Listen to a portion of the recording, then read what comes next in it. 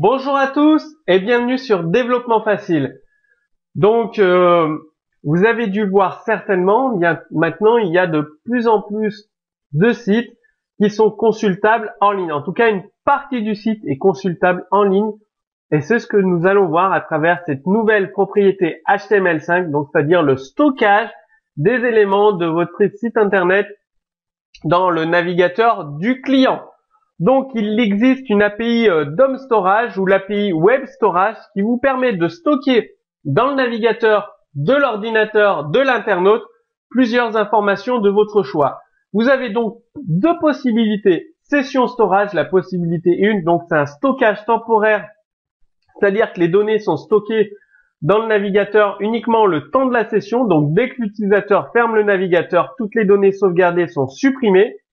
Et la deuxième possibilité, c'est Local Storage.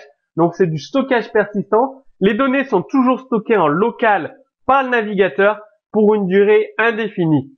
Donc, quand l'utilisateur ferme son navigateur, les données sont sauvegardées pour être réutilisées plus tard. Elles seront toujours accessibles. Donc, pour le stockage temporaire, vous avez plusieurs possibilités. Vous pouvez ajouter une valeur session-storage.setItem avec clé valeur. Vous pouvez récupérer une valeur stockée avec session-storage.getItem, la clé. Vous pouvez supprimer une valeur stockée avec session-storage.removeItem, la clé. Et vous pouvez supprimer toutes les valeurs stockées avec session-storage.clear. Pour le stockage persistant, c'est exactement la même chose. Regardez, la seule différence, c'est que dans un cas, vous utilisez session-storage pour le stockage temporaire.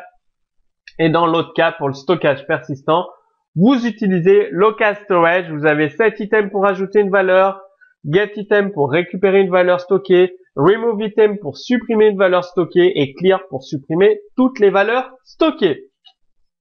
Je vous montre un exemple de code source, ce sera beaucoup plus parlant. Donc là, c'est du stockage persistant en fait. Donc, il y a un petit peu de CSS pour la mise en forme, bien évidemment. Et vous avez un exemple de code source avec des produits, des données au niveau du stockage. Donc, je vous montre l'exemple avec une formation, une quantité.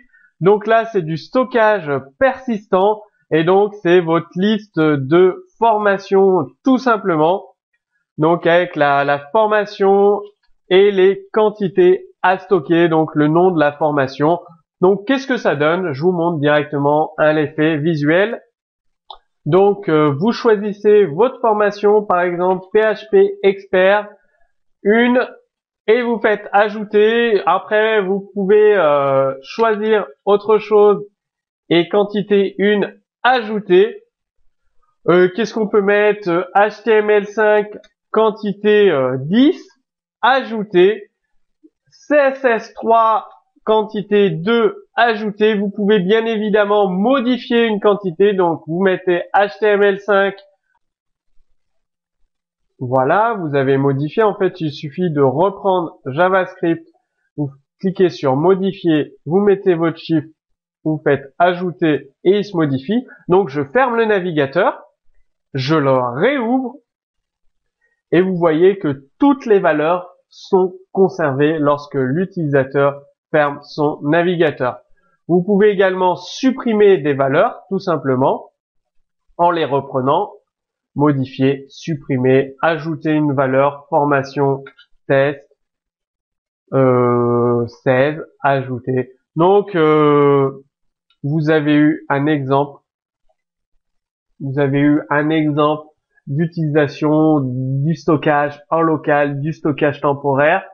Ça va donner encore un plus, une option supplémentaire à vos sites internet. Donc, retrouvez en téléchargement le code source sous cette vidéo. Donc, comme je vous l'ai dit, HTML5 propose énormément de nouvelles possibilités pour vos sites internet.